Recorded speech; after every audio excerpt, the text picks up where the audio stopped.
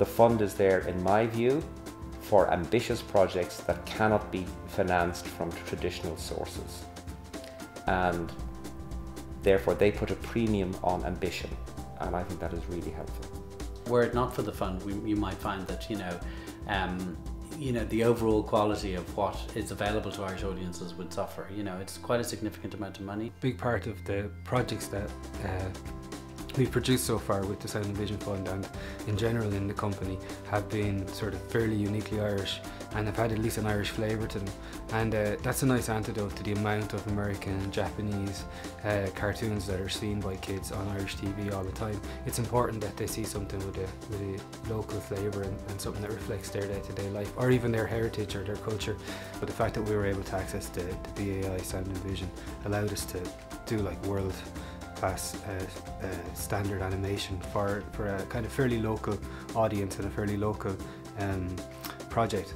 We're a commercial radio station. It's not commercially viable to make documentaries, unfortunately, and documentaries are an art, and there has to be a soundscape, there has to be on location recording, there have to be people sourced from all sorts of places to do the interviews, and that's just not something we have the money to invest in. The documentaries, when they are on air, do provide a public service because they get people talking about issues and looking at issues and thinking about issues. Tá ciste héis buntlach chur fún mar léirí neamsplach og geelteachta agus tá muidir chur fosticht buan seasfach ar fáil I gantar nach mór an fosticht ar fáil. Cydnw gyben tunchur is dealafrich tag yn sgêm na gwysiad o'r heis an erigataliac I mach yn stad I go crealtoirach agus sconan agus telefisio gwysiad heis an ciste sin a riti mach a felach ní stein lahi agus cydnw gur tunchur dealach weis yn gun tunsgon na telefisio agus gun lach fechan yn Somalia. I think actually if you look at our Tenement series, which was a huge hit for us and for TV3, that was probably one of the first times that history was brought into prime time on TV3 and got really big audiences. We got fantastic critical acclaim.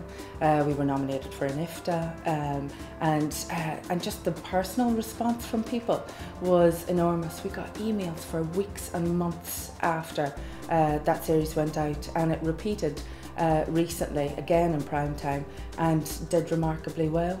There are some stories which are Irish stories which we need to be able to tell to ourselves without having to get editorial approval from London or from New York or from Singapore or from Australia. It's about what producers are trying to get made, so you find that there are multiple voices are kind of allowed to flourish through the existence of the fund, unlike one broadcasting organisation which either says yay or nay to something.